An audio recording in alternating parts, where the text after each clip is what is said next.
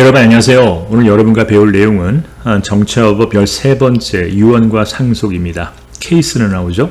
갑이 누가 결혼해서 아이를 낳고 입양하고 죽었을 때 이렇게 나오는 케이스 문제에서 이 전반을 다 다루긴 너무 힘들기 때문에 오늘은 유언과 상속 전반을 푸는 요령에 대해서 안내를 해드리고 간단히 누가 받는지를 안내해 드리려고 합니다. 자, 풀이 방법입니다. 제일 먼저 케이스를 딱 봤을 때 유언이 있는지 여부를 먼저 보세요. 자, 유언이 있다면 유언대로 가야 되기 때문에 여러분 유류분 문제가 생깁니다. 유류분. 유언이 유효할 때 유족들에게 남겨둘 부분을 유류분이라고 하거든요. 그럼 유류분 권리자가 누군지를 물어보거나 그 권리자가 반환 청구할 때 부족한 경우가 생길 때 유류분 X보다 모자랄 때만 반환 청구할 수 있는데 이 청구 문제를 물어볼 수 있답니다. 만약에 유언 없이 사망했다 또는 유언이 있는데 무효라고 한다면 법에 정한 바로 법정 상속이 되는데 제일 먼저 봐야 될 거는 누가 법정 상속권자가 되는지를 먼저 보셔야 됩니다. 이해가시죠? 그 다음에 이제 누가 세팅이 됐다면 그가 얼마를 받는지에 관심을 갖게 되겠죠. 그게 바로 법정 상속분입니다. 뭐 1대 1대 1.5 이런 거 들어봤을 겁니다. 자, 이제 케이스를 한번 볼게요. 사망 순서에 따라 여러분 상속 받는 사람이 달라질 수 있는데요. 첫 번째입니다. 자, 이렇게 3대가 살고 있는데 아버지와 아들이 죽어요. 근데 순서가 입증이 되는 겁니다. 첫 번째는 아버지가 먼저 죽었어요. 그러면 아들은 살아있다는 얘기겠죠. 1초라도. 자, 그러면 아버지 재산이 아들과 어머니에게 1대 1점으로 가겠죠. 이해가시죠? 아들은 살아있으니까. 그 다음에 아들이 죽게 되는 거죠. 그럼 아들은 자기의 배우자와 직계비속이 없으니까 이순인 어머니한테 아들 재산이 가게 되니 결국은 아버지가 아들보다 먼저 죽었을 때는 어머니가 단독 상속하게 되는 경우가 생기겠죠. 두 번째입니다.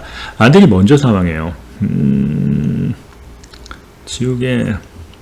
자, 아들이 먼저 죽었을 때는요, 아들은 없는 겁니다. 권리의 주체가 되지 못해요. 그러니까 아들은 없다고 보시면 되는 거예요. 그럼 이제 누가 있어요? 지금 어머니와 할머니가 있죠. 아버지의 엄마가 되는 거죠. 그랬을 때는 그렇죠.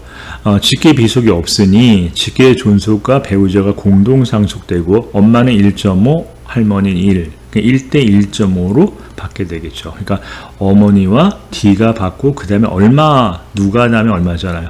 엄마는 1.5, 할머니는 1을 받게 되는 겁니다. 그 다음 세 번째 동시 사망이에요. 자, 이들이 누가 먼저 죽었는지 이 둘은 증명이 된 거고 증명을 못해요. 그랬을 때는 동시 사망으로 추정하거든요. 그랬을 때는 아들은 없는 겁니다. 그러니까 두 번째 케이스와 똑같은 결론이 나오겠죠. 어머니와 D. 그 다음에 얼마 받는지는 얘기했을 겁니다. 자, 두 번째 케이스를 볼까요? 아이고, 엄청 많네요. 자, 법률혼. 물론 여기서 사실혼이라고 정의할 수도 있어요. 이게 혼인한 거고요. 이게 혼인이 해소된 겁니다. 혼인의 해소는 두 가지가 있어요. 인위적 해소인 사망과 자연적 해소인 사망과 인위적 해소인 이혼이 있겠죠. 그러면은 이런 케이스입니다. A와 B가 혼인이 해소돼서 B인 남자와 C와 D가 이혼했기 때문에 여기도 혼인이 해소됐죠. 자, 이 혼인이 해소됐기 때문에 드디어 이들은 재혼이 가능해요. 됐어요? 만약에 해소되지 않은 상태에서 결혼하면 중혼이기 때문에 혼인이 취소됩니다. 따라서 이런 케이스입니다. A와 B가 결혼했는데 A가 죽자. 이 B는 남자가 있고요. 그 다음에 여기도 남자겠죠? 그러면 C와 D가 이혼을 했어요. 그리고 이혼한 C 여자와 여기서 B란 남자가 재혼을 해가지고 그 중에서 아이가 나왔다는 겁니다. 즉 A, B에서는 갑이 태어난 거고 B, C의 혼인 중에서는 병이 태어나고 C, D 중에서는 을이 태어난 겁니다. 자, 이거 아까 문제를 만들어 봤어요. 첫 번째, 갑을병이 미성년자예요. 잊지 마세요. 미성년자에 대한 부모의 권리를 우리는 친권이라고 하는 겁니다. 그러니까 친권은 자녀에 대한 행사가 아니라 미성년 자녀에 대한 권리라는 거 잊지 마세요. 권리와 의무를 다 모아서 친권이라고 하는데 누가 행사합니까? 라고 하니까 A와 B의 혼인 중에 태어난 갑의 친권은 A와 B가 행사되는데 갑은 죽었으니까 B가 행사할 것이고 B와 C에서 재혼한 후에 다시 애가 태어난 겁니다. 병은 B와 C가 친권자가 되는 것이고, 을은 C와 D 사이에서 태어난 아이기 때문에 C와 D가 친권자가 되는 것이죠. 만약에 친권자가 합의로 이혼할 때 문제겠죠, 주로. 근데 이혼할 때 합의로 결정하고, 만약에 합의가 불가능하면 가정법원이 결정해 준답니다. 다시 한번, 친권은 누구한테 행사하는 권리다? 그냥 자녀 하지 마시고요. 미성년 자녀에 행사하는 권리가 친권이고, 이해가시죠? 그래서 그들이 성년이 되면 친권은 자연스럽게 소멸되는 겁니다. 반면에 친권을 행사하는 기간 중에 친권을 남용하면 그때는 친권이 소멸된다고 하는 것이 아니라 친권이 상실된다고 하는 것이죠. 자, 친권에 대해서 안내를 해드렸고요. 그 다음에 2번 봅시다. B가 유언 없이 사망했어요. 그럼 법대로 가라는 뜻이죠. 유언 없이 사망했으니까 법에 따라 법정 상속권 누가 되냐라고 했는데, 자, 봅시다. B가 죽었어요.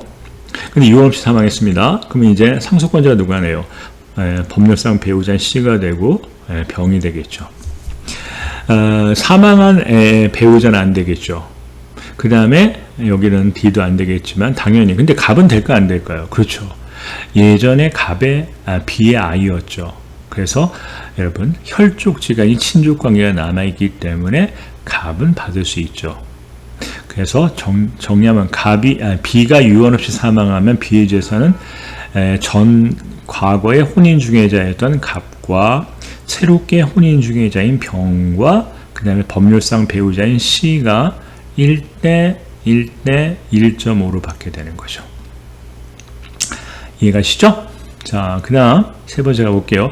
B가 유언 없이 죽었습니다. 근데 아이고, 이 둘이 재혼을 했는데 사실혼 관계야.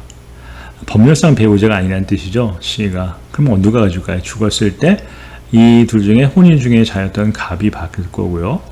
그렇죠. 이 C는 법률상 배우자가 아니기 때문에 못 받지만, 바로 병은 자기 아이잖아요. 그러니까 따라서 혼인 중해자는 되지 못하지만 혼인 외자가 되겠죠. 그래서 인지를 받는 순간 갑과 병이 받고 C는 못 받겠죠. 그래서 병은 인지를 받는 경우 이렇게 되는 겁니다. 죽었을 때 검사를 상대 인지 회복 청구 소송을 통해서 인지를 받으면 되는데, 그렇게 나오지 않고 인지를 받는다면, 이렇게만 물어보니까 여러분, 인지받는 여부에 따라 병의 상속권 지위가 달라진다라고 기억하시면 됩니다. 이제 또 B가 유언 없이 사망을 하는데 을을 친양자로 하는 거예요. 그러니까 새로운 아내가 옛날에 태어났던 사이에 태어났던 을을, B는 절대로 을을 인지하지는 못합니다. 자기 피가 섞이지 않았기 때문에. 그럼 자기 A라고 만드는 방법은 입양인데, 입양이 일반 입양과 친양자 입양이 있겠죠. 그래서 B가 을을 친양자로 입양한다면 이런 뜻이에요. 입양한 후 그러면은 C와 을과의 친족관계인 부모 자식은 유지가 되지만 D와 을은 여러분 친족관계가 단절됩니다. 따라서 D가 사망한다 할지라도 D의 아이가 되지 못해요. 을은 이제 B의 아이가 되는 겁니다. 따라서 유언 없이 사망한 경우, 이 경우만 놓고 보면 상속권자가 없는 거죠. 왜냐하면 C는 이미 이혼을 했고, 그 다음에 이 뒤에 새로운 배우자와 아이가 없기 때문에 얘는 이제 B의 아이가 된 겁니다. 이해가시죠? 자, 이런 식으로 문제를 차근차근 푸시면 됩니다. 자, 여기까지 상속과 유언과 상속에 대해서 누가 얼마를 받는지를 간략히 정리했습니다. 다음 시간에 다른 주제를 통해서 만나요. 이상 끝.